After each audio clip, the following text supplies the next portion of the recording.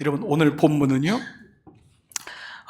너무 상황이 절망적이고 희망이 없어 보이는 이 시대적인 모습을 얘기하고 있어요. 그래서 예레미야 32장 2절에는 이때의 시작이 어떤 사건의 시작이냐면 그때는 뭐냐면 이 바벨론이 이제 포로로 이제 다 예루살렘을 다 뒤집어 이게 있는 거예요. 그렇죠? 에워싸고 있고, 이 사건이 일어난 그때가 어느 사건이냐? 바벨론 군대는 예루살렘을 에워싸고 선지자 예레미야는 유다의 뭐예요? 왕의 궁중에 있는 시위대 뜰에 갇힌 거예요. 보세요. 아무 희망이 없는 거예요. 근데 더 기가 막힌 거는 이렇게 뜰에 갇혀 있는, 이 감옥에 갇혀 있는 예레미야에게 하나님이 뭐라고 하냐면, 너 사촌 하나멜이 올 건데 그가 자기 땅을 팔 거다. 그때 두말하지 말고 그 땅을 사라고 말씀해요. 그리고 정말 얼마 되지 않아서 이 하나멜이 온 거예요. 감옥에 그 매매 증서를 가져와서 사촌이요, 이 땅이 있는데 땅을 사라고 하는 거, 다 밭을 사라는 거예요. 자, 여러분 이 같은 상황은 뭐예요? 지금 사야 돼요? 안 사야 돼요? 안 사야죠. 지금 상황이 살 수가 없는 거잖아요. 그렇죠? 뭐 팔면은 몰라도 상식적으로 지금 바벨론이 들어와서 다 이 땅을 다 차지하는데 거기서 땅을 사면 어떡해요? 땅을 빨리 팔고 도망가는 게 오히려 맞죠. 근데 오늘 이 말씀은 땅을 사라 안 사라 이게 포인트가 아닙니다.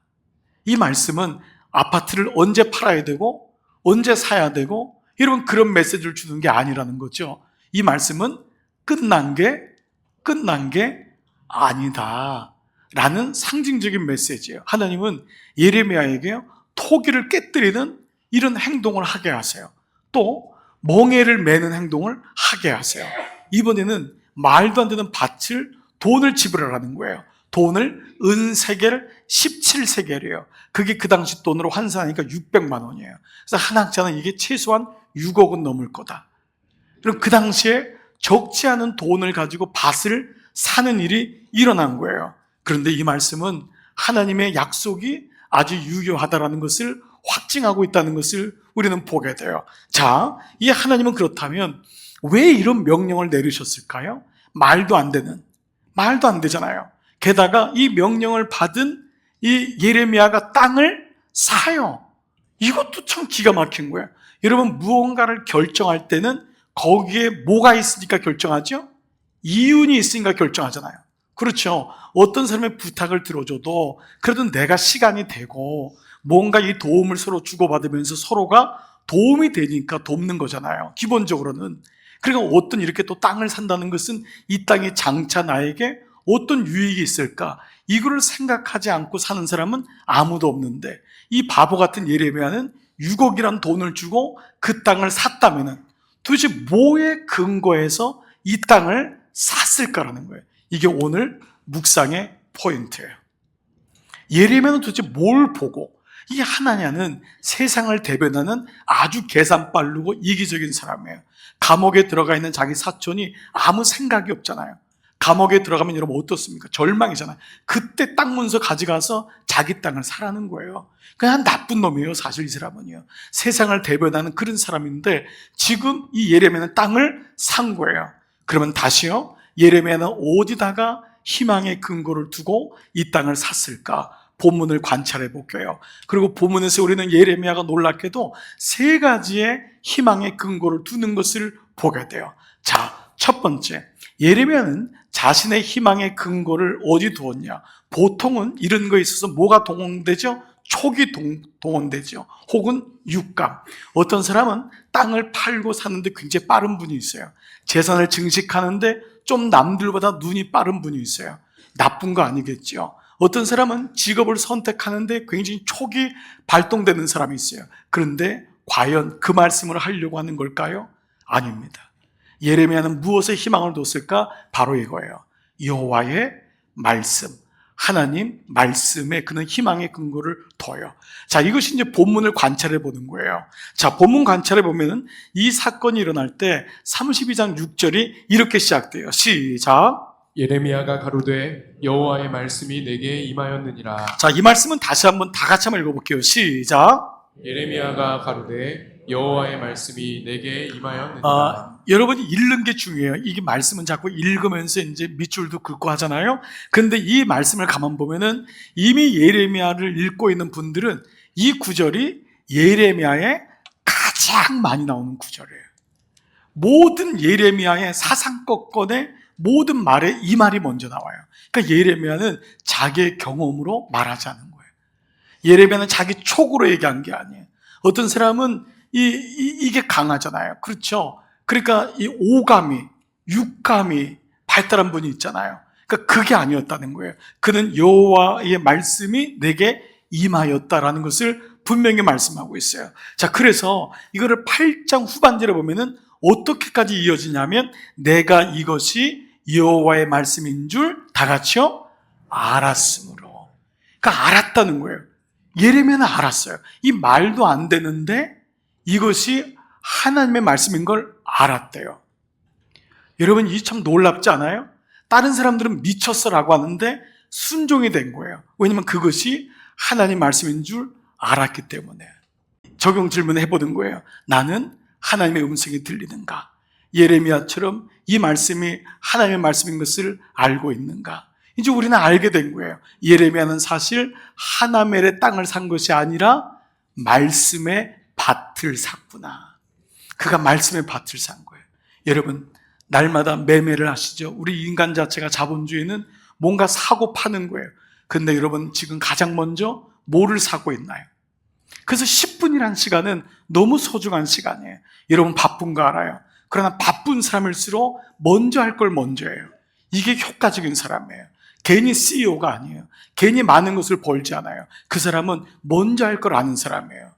그게 되기 때문에 먼저 무엇을 하느냐, 이것이 나에게 생명의 10분이 있는가. 그래서 어떤 부인은 남편의 자동차에다가 생명의 10분을 갖다 놓기도 하고, 그 유튜브를 보내주기도 하고, 여보 가면서 들어요. 힘들어도 휴식 시간에 꼭 한번 들어요.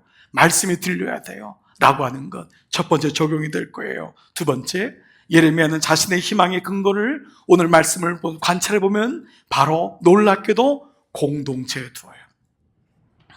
이것은 예레미야가 밭을 산 것은 자신을 위한 게 아니었어요. 그러면 정말 매국노죠. 예, 그가 돌아올 걸 알았기 때문에 이 어려운 때 밭을 사서 막 땅값을 올리고, 이게 한 짓이라면 예레미야는 하나님의 사람이 아닐 거예요.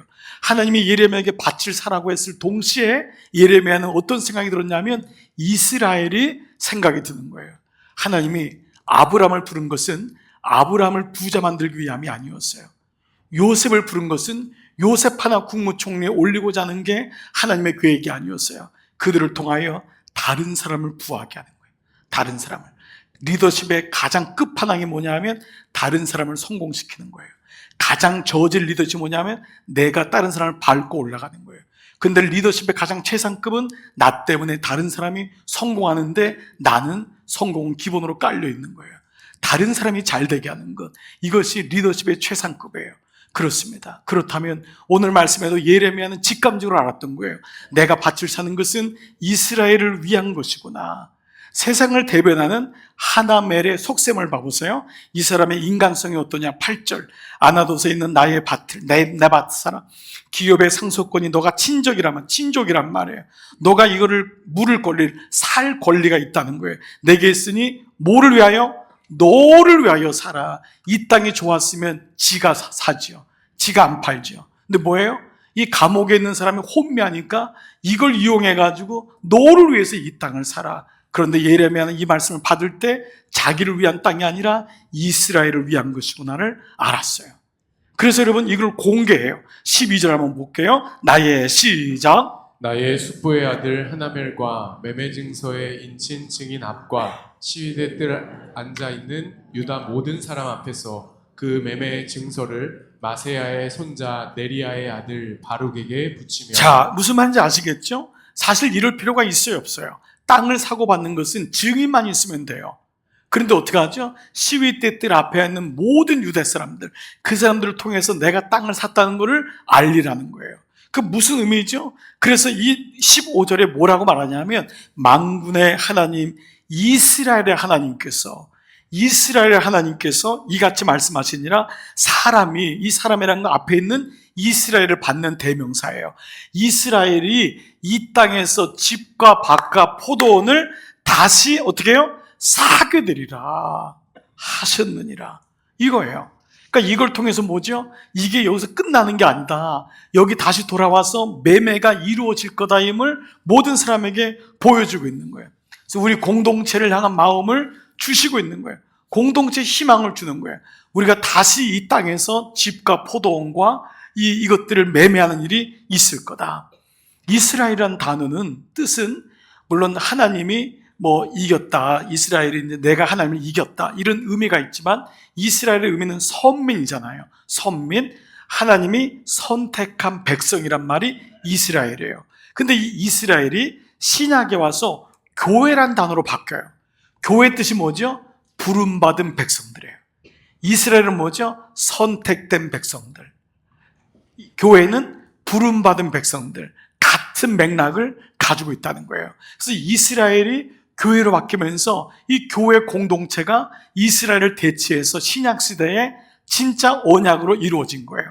그러니까 이스라엘은 이 언약을 위한 그림자가 된 거잖아요. 이스라엘만 사랑한 것이 아니라 이스라엘을 통해 하나님은 교회를 세워나가시는 것을 보게 돼요. 여러분, 이게 너무 중요한 겁니다. 왜냐하면 저는 지난번에도 한 교원이, 우리 교원님은 아닌데 한 성도를 만났는데 그 교회에 30년 다녔어요. 근데 뭐라고 하냐면 그 교회래요.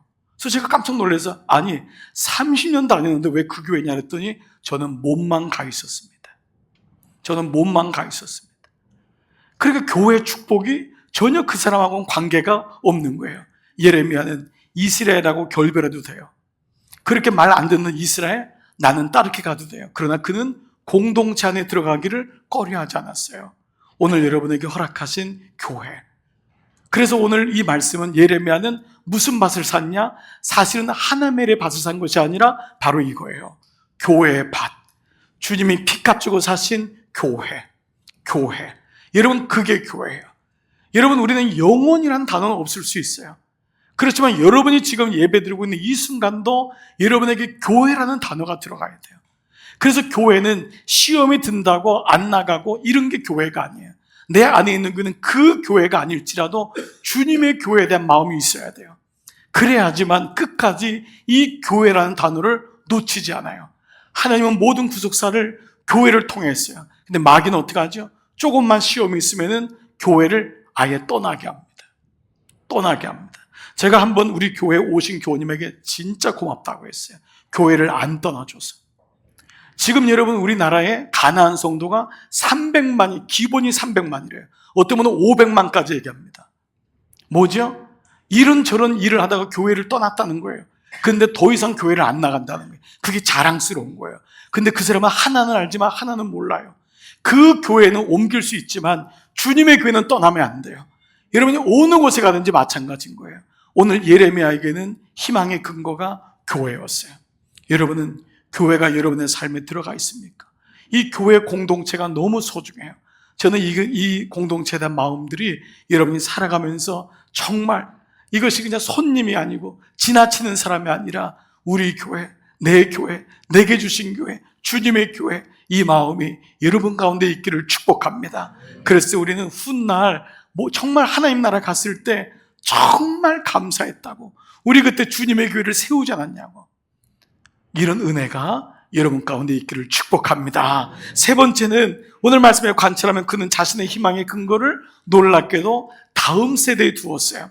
이것 또한 공동체와 연결되는 것임을 알게 돼요. 자, 그가 뭐라고 하냐면 14절 보세요. 만군의 여호와 이스라엘의 하나님이 이같이 말씀하시기를 너는 이 증서 곧 임봉하고 또 임봉치 않은 매매 증서를 취하여, 하나는 임봉하고 또 임봉치 않은 것을 취해서 임봉하지 않은 것을 취해가지고 토기에 담으라는 거예요. 그래서 많은 날 동안 보존하게 하라는 거예요. 이 많은 날이 몇 년일까요? 70년이에요. 70년 동안 이 매매 증서를 보존하라는 거예요. 이게 무슨 말이죠? 후손들이 70년 후에 와가지고 나라가 망했는데 우리 조상이 땅을 샀네, 이거를 보게 하라는 거예요. 나라가 망했으면 도망가야 되잖아요. 근데 우리 조상은 도망가지 않고 땅을 샀네. 이 땅이 우리 땅이네. 이거를 보여주고 싶었던 거예요. 그리고 나라가 망했지만 돌아와서도 우리의 조상들, 선배들이 땅을 산 걸 보고, 아, 우리나라는 포로 생활을 이렇게 했지만은 하나님의 손에 있구나. 하나님이 도와주시는구나. 이거를 예레미야는 미리 보았던 거예요. 자, 여러분, 지난 주일날 말씀 기억하세요? 하나냐라고 하는 거짓 선자는 몇 년 만에 바벨론에서 돌아올 거다? 2년 만에. 근데 옆에서 예레미야는 몇 년 만에? 70년 만에. 자, 여러분, 했다 그러잖아요. 자, 여러분, 2년을 선택하기 원하세요? 70년 선택하기 원하세요? 잘 얘기하세요.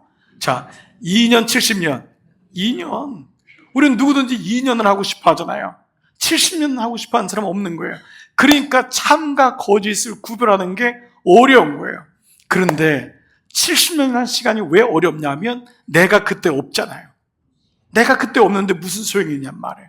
이게 자기밖에 못 보는 거잖아요. 그런데 70년을 가만 보면은 이게 긴 것 같지만 길지 않아요. 이스라엘 백성은 70년밖에 아니에요. 2000년 동안 나라를 이뤘지만은 그때마다 그들에게는 뭐가 보이냐면 다음 세대가 보인 거예요. 그래서 유태인들의 정신에 흐르는 아주 중요한 마인드가 있어요. 바로 이거예요. 진짜 승리는 우리 후손들에게서 결정된다는 거예요. 이게 민족성이에요. 보세요. 한 가정도 부모가 조부모가 애를 쓰고 기도하고 믿음의 유산을 남기면은 이게 부모는 사는 거예요. 자녀는 그냥 사는 거예요. 그러니까 이삭이 가는 곳마다 우물이 터지는 거예요. 아브람 때문에. 근데 부모가 흥탕망청하고 지 맘대로 살고 바람 피우고 이러면은 그 자손은 그대로 이어받는 거예요. 그러니까 너무너무 고통스러운 거예요. 자손은 너무 어려운 거예요. 부모만 잘해도 그 밑에 있는 자손 사는 것을 보게 되는 거예요. 제가 우리 교회 오면서 지금까지 한 번도 서재에서 책을 내리지 않은 게 있는데 바로 처음 올 때부터 지금까지 바로 이 책이에요. 윌 맨시니의 10년 후 우리 교회. 저는 20년 바라볼 건강도 안 됐고 또 그동안 어떻게 될지도 모르고 정말 누가 보장을 해요. 근데 10년은 보겠더라고요. 10년은 본다 그래서 이 책이 10년 후 우리 교회. 근데 5년 6개월이 지난 거예요. 그리고 지금도 이 책을 포기하고 싶지 않아요. 10년, 주님 10년만 더 주세요.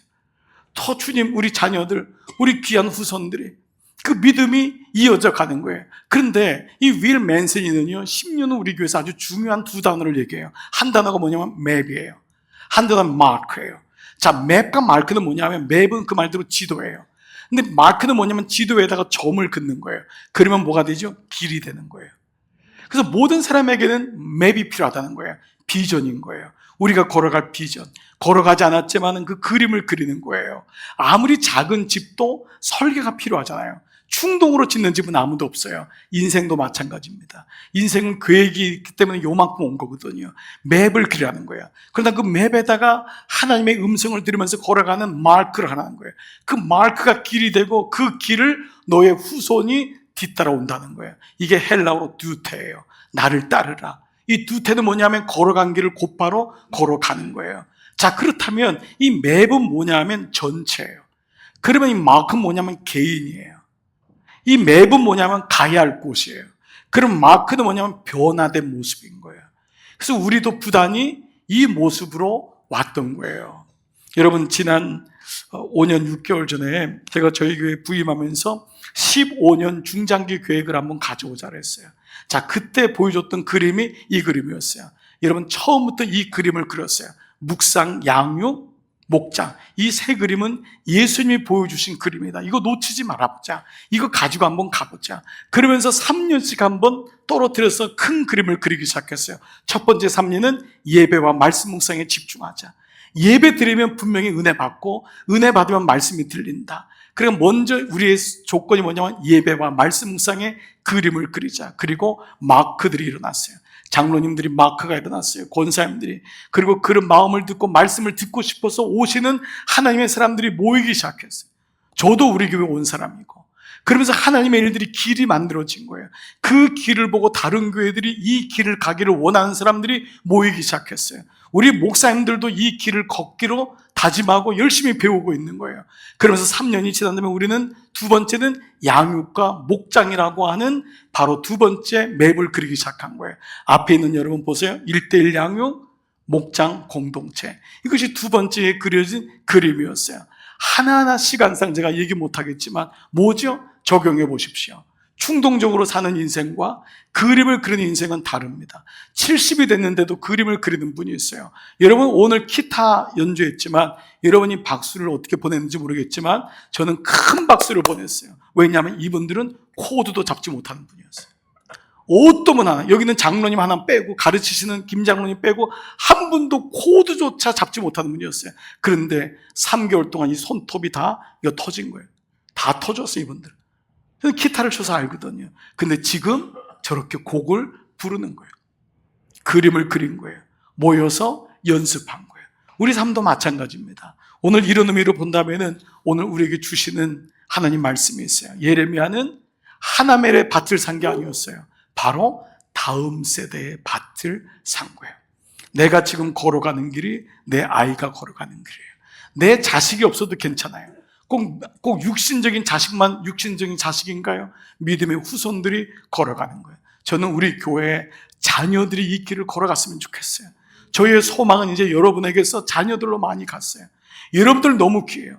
여러분 저하고 거의 비슷한 연배, 저보다 위에 있는 연배, 우리가 무엇을 위해서 50대들, 40대들, 30대들, 20대들 내 자녀들이 우리가 산 이 밭을 일구고 우리의 밭에서 우리의 믿음의 조상들, 장로님, 권사님, 집사님들이 읽었던 샀던 그 밭이 다음 세대를 위한 밭이었구나. 이 은혜가 여러분에게도 임하기를 축복합니다. 그래서 믿음은 전승되는 거예요. 오늘 말씀을 마무리할게요. 우리의 감사의 근거가 뭘까요? 우리는 말씀적으로 감사했으면 좋겠어요. 첫 번째, 하나님 말씀 때문에. 하나님 말씀 때문에 내가 네게로 가오리까. 하나님 말씀 때문에 감사한 거예요. 이 말씀은 나에게 축이 되는 거예요.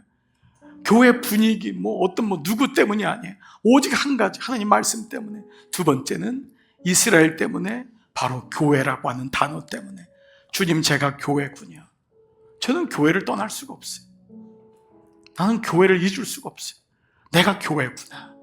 그래서 나는 교회를 통해서 자랐어요. 우리 교회를 너무 사랑해요. 그래서 이 주님의 교회에 대한 마음, 교회를 사는 너무너무 감사해요. 세 번째는 제 후손들, 제 자식 하나, 그거 아들 한 놈 때문에 제가 이 목회를 하겠습니까? 수없이 여러분들의 자녀들이 일어나는 걸 보고 싶어요. 우리 교회 자녀들이 다 일어나서 새벽 이슬처럼 일어나고 하나님 말씀으로 예배를 드리고 그들이 꼭 가는 곳마다 요셉처럼 다니엘처럼 살아가는 꿈을 꿔요. 그래서 아침마다 저녁마다 이름은 다 모를지라도 하나님 우리 자녀들을 축복해 주세요.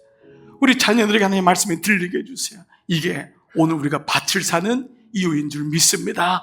오늘 여러분에게 이 은혜가 넘치면 그 사람을 가르쳐서 비전어리라고 하는 거예요. 비전이 있는 사람, 하나님 마음을 가진 사람, 희망의 밭을 사는 사람. 나의 희망의 근거는 무엇입니까? 오직 예수 그리스도, 그분이 주신 그 말씀, 교회, 다음 세대. 오늘 이 단어들이 여러분 가운데 묵상되기를 축복합니다. 그리고 이 마음을 가지고 여러분의 삶의 이정표를 마크하세요. 길이 생길 거예요. 우리는 그 길을 예비하고 그 길을 통해 하나님께로 가는 여러분 모두 되시기를 주의 이름으로 축복합니다.